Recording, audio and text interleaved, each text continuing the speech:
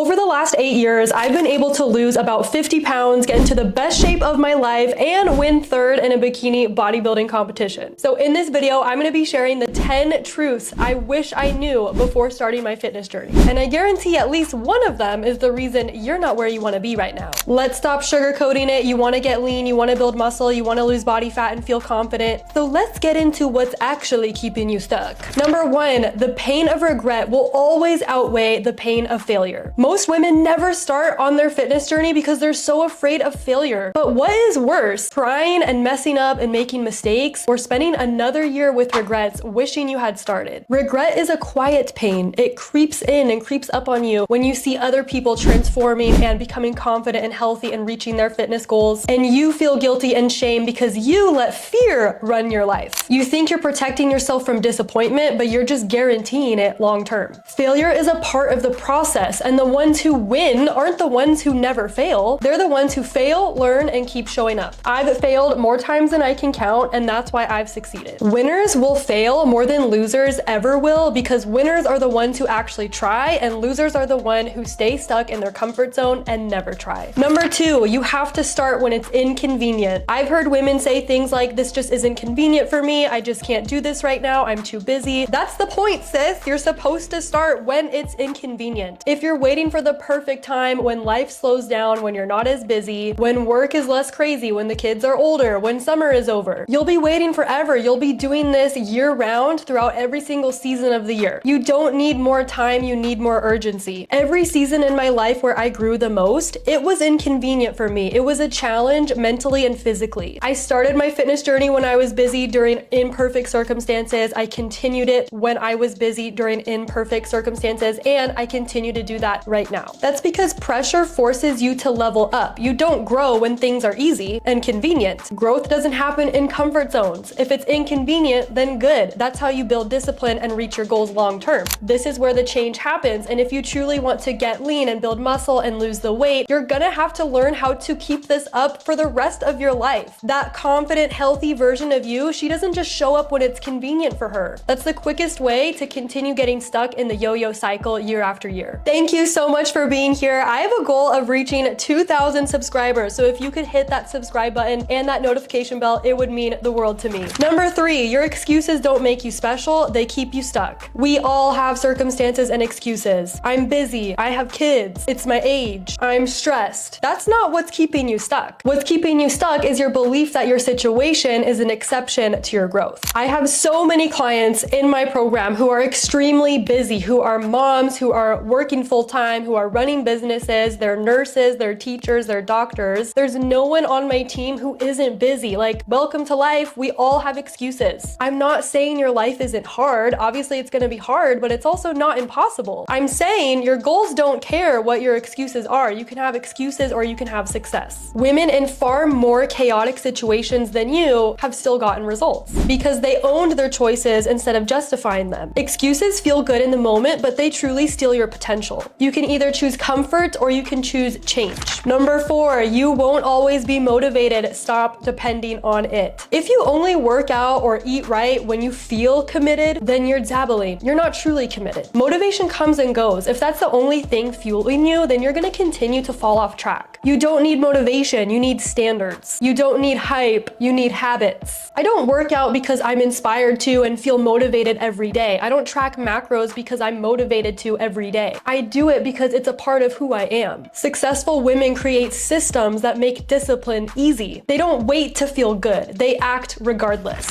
Number 5, this one stings, but no one needs to change for you to be successful. You don't need your partner to eat clean with you. You don't need your friend to come to the gym with you. No one in your life needs to change their behavior for you to start losing weight and becoming lean and confident and healthy. You don't need your friends to stop inviting you to dinners. You don't need your coworkers to stop bringing in donuts. Waiting on other people to change is a great way to stay stuck. Your fitness journey is yours. These are your decisions and your actions that you get to make for your life. It's not about getting everyone else on board with you. It's about becoming the type of woman who can win in any environment because she leads herself and chooses her goals no matter what. Number 6, you're overeating because you're undernourished, not because you're addicted to food. You don't have a food addiction problem, you have a restriction problem. Most women undereat during the morning or during the day, and then they just lose control at night or on the weekends. That's not a willpower issue. That's a biological response to starvation, because you're starting your morning by just having a cup of coffee or an energy drink and not actually eating real food. Then you get super busy at work, you don't plan ahead and bring a lunch with you, so you're just kind of snacking throughout the day, maybe getting something through the drive-thru, but then by the time you get home, you are just so tired, you have no energy, you're starving, and then you just eat whatever in sight. This whole problem could have been avoided if you actually got up, made you a real high-protein breakfast, brought a high-protein lunch with you and some snacks to work, and then made another high-protein dinner. You're fueling your body consistently throughout the day. Start fueling your body to build, not just to shrink. Stop labeling every craving as emotional eating. Most of the time, you're just hungry, you're undernourished, you're not actually eating protein or tracking your macros. Eat like a woman who wants to perform and last, not just crash and burn. Number 7, your body won't change if you keep changing your plan. You don't need new workouts every week or every day. You don't need a new fresh challenge every month. You just need to stick to the habits and get better at them over time. Most women don't give their bodies enough time to respond to the plan that they're on. You can't master what you're constantly switching. If you want real progress, pick a structured plan and stick to it for at least a solid 6 to 8 weeks, maybe even longer. I've had training splits in my program with my coach that have gone for 3 to 4 months straight of me doing the same exact workouts. You do it again and again and again, and you get better at it over time. Mastery is what creates change, not constantly program hopping and trying new things all the time. You've got shiny object syndrome. Number 8, fat loss is boring. That's why it works. I've seen so many women say things like, well, this is just boring. I just don't want boring, mundane workouts. I'm just doing the same things every day. Yeah, welcome to your fitness journey. It's the same meals, it's the same macros, it's the same training days over and over again. And that's why it works. Now, there are cases where you're gonna need to switch things up. We do change up our clients' macros and training program inside of our program when they need to, but most of the time, you haven't even been consistent enough for long enough to change anything. It doesn't make sense to change things or do things differently when you're not even adherent to the current protocols that you have. Progress comes from repetition, not from variety. If you want to be successful, then be boring. You guys, I've been doing the same exercises for 8 years. I'm not over here trying to reinvent the wheel. There's no groundbreaking new things that you need to do all the time. You just need to be consistent and make it your lifestyle. You're constantly trying to make your fitness journey entertaining, and here's the tough love. It's not always going to be entertaining. Sometimes it's going to feel like a chore. Welcome to being successful in life. You're going to keep spinning your wheels, jumping from this to that. There's freedom in routine. You can either choose fun